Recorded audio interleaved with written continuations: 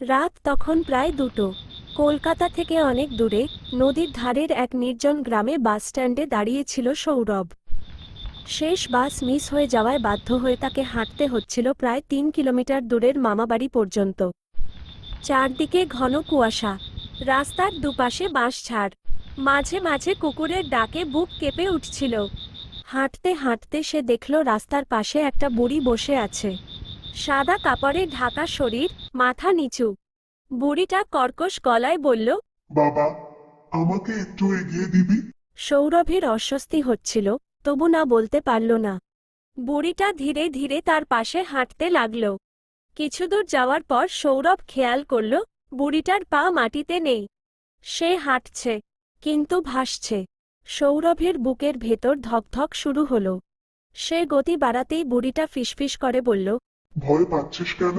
এবার সৌরভ দৌড়াতে শুরু করল।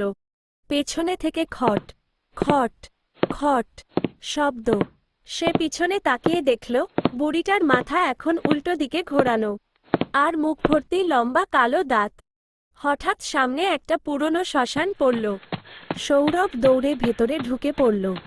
শ্মশানের মাঝখানে একটা চিতা আধপোড়া অবস্থায় পড়েছিল, আর তার পাশে দাঁড়িয়ে একজন লোক আগুন নাড়ছে। লোকটা ধীরে মাথা তুলে বলল, ও তোকে ছাড়বে না। সৌরভ কাপা গলায় জিজ্ঞেস করল, কে? লোকটা আঙুল তুলে পেছনে দেখালো। সৌরভ ঘুরে তাকাতেই দেখল সেই বুড়ি ঠিক তার পেছনে দাঁড়িয়ে। বাতাসে ভাসছে, দুই চোখ থেকে টপটপ করে কালো রক্ত পড়ছে। সৌরভ চিৎকার করে অজ্ঞান হয়ে গেল। পরদিন সকালে গ্রামের লোকেরা তাকে শ্মশানের পাশে অচেতন অবস্থায় খুঁজে পায়। তার চুল এক রাতেই সাদা হয়ে গিয়েছিল। আর সবচেয়ে ভয়ঙ্কর ব্যাপারটা, তার গলায় বুড়ো আঙুলের 5টা কালো দাগ ছিল, যেন কেউ সারারাত তাকে চেপে ধরেছিল।